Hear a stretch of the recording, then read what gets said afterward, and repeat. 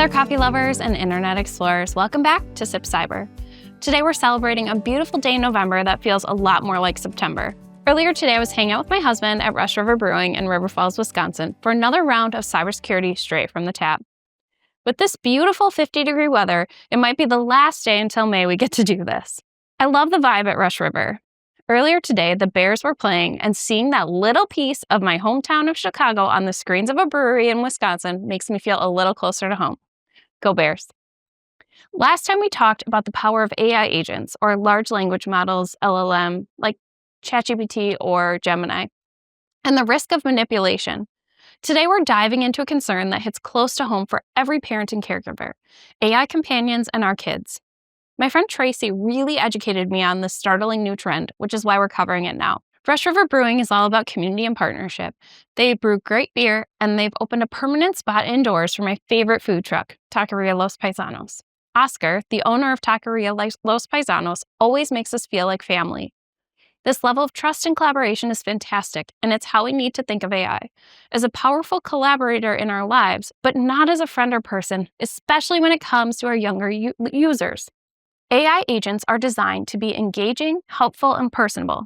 But when our kids, whose natural instinct is to be trusting, start viewing an AI agent as a digital friend or companion, we face serious issues. We're hearing about children establishing intense relationships with these assistants, and in a few cases, this has led to incidents of self-harm and damage to self-worth.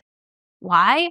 Because these agents don't have feelings, they don't understand context or ethics, and are essentially mirrors reflecting human data that's been collected from all of you. They cannot reciprocate the love and trust they are given, and they can be influenced to give harmful advice. So here's your crucial cybersecurity tip for families. AI is a tool, not a person. It's not bad, it's not good, it's just a tool. It's a digital assistant, not a digital companion. We can't stop our kids from using AI, but we can set boundaries and teach best practices. The goal is to maximize the learning potential while minimizing the emotional and security risks. Encourage your kids to use the large language model agent as a turbocharged calculator, research assistant, or idea generator. It's not someone whose advice they should follow on emotional or personal problems. Using AI to brainstorm essay titles, summarize difficult chapter for homework, translate a phrase, write that email to a teacher, or create a study schedule is really helpful. It's there to help you with these tasks. Any topic involving feelings, conflict, or health must be discussed with a trusted human adult, not AI. We have to make it clear that the AI is not a trusted entity for sharing personal information. Kids should never share their full name, address, school name, or any personally identifying information, we call that PII, with an AI agent. We need to treat the AI like a public search engine. If possible, always use the AI agent in a mode where chat history is turned off, or regularly delete the conversations. You also want to make sure that the AI is not learning from the content you put into it. This prevents a record of the child's questions and emotional state from being permanently stored by the provider. Since we know AI can be influenced, talk to your kids about what's happening inside the machine.